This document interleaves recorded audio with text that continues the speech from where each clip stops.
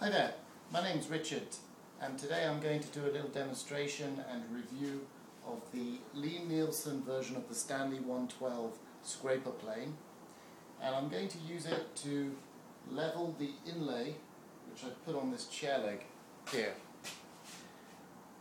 It's proud maybe by 1/32th, something like that, a 32nd.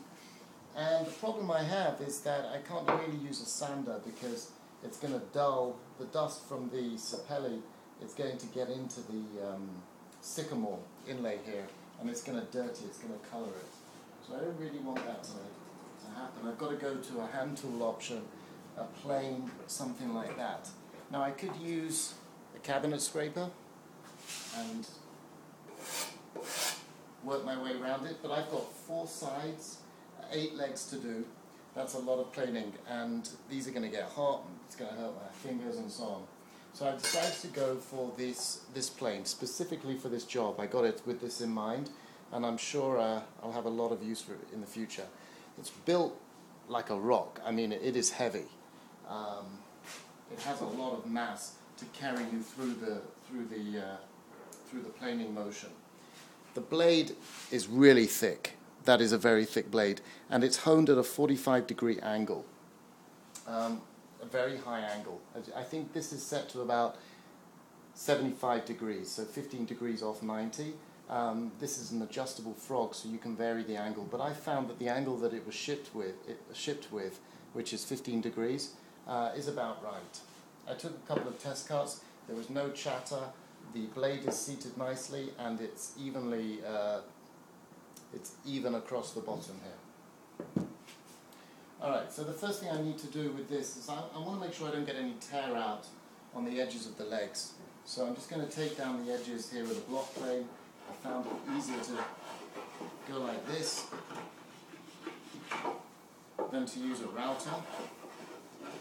Much easier. That's one side. I can come back and do the other side if I had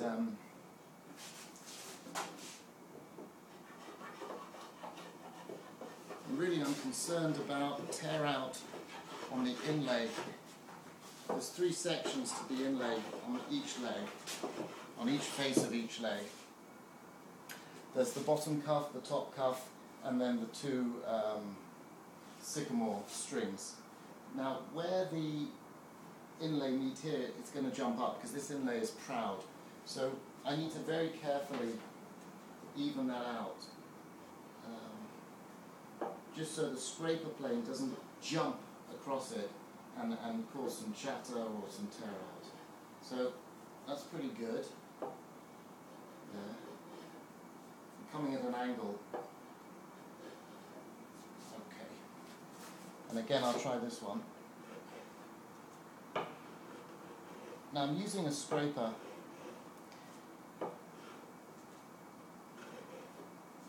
Okay, that's cool. If you started to get sapele shavings mixed in with the inlay shavings, you know you can stop with the block plane. So my edges are good. Now I want to go to the scraper plane. Essentially, the reason I'm using a scraper plane as opposed to a smoothing plane is the grain is going in all different directions with the sapele. It's ribbon sapele, so it's coming this way, then it's coming back this way, parallel to it, and then of course the inlay is perpendicular to the sapele. So really a scraper is the best option here. So let's go to work. Now this leg is tapered from here onwards, so it's going to be flat and then it's going to angle down. So what I prefer to do is start around here and work my way back.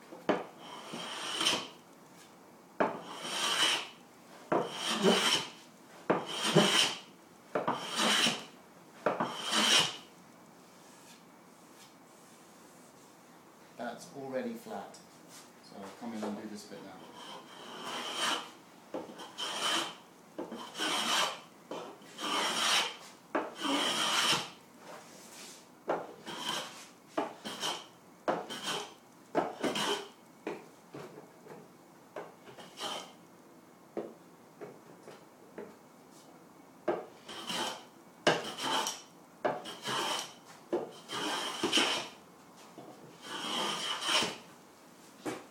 Now the blade, I've honed it to 8,000 grit. It's very sharp, so I'm not even getting dust with this really impressive scraper plane. I'm actually getting shavings, scraper shavings, I guess. They're not like obviously the curly shavings you get off the smoothing plane, but still.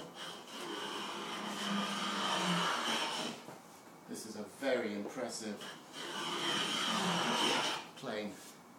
And I'm almost done on this leg. I've got a little bit more here. I can feel it. I can see it actually. There's probably a little bit of concavity here in the chair leg, so it's not hitting the spots. But as I bring down this high spot and this high spot, it will take me closer to this, and eventually it'll hit it. Obviously, it's a scraper plane, so I can even come back the other way and hit this. Let's try that.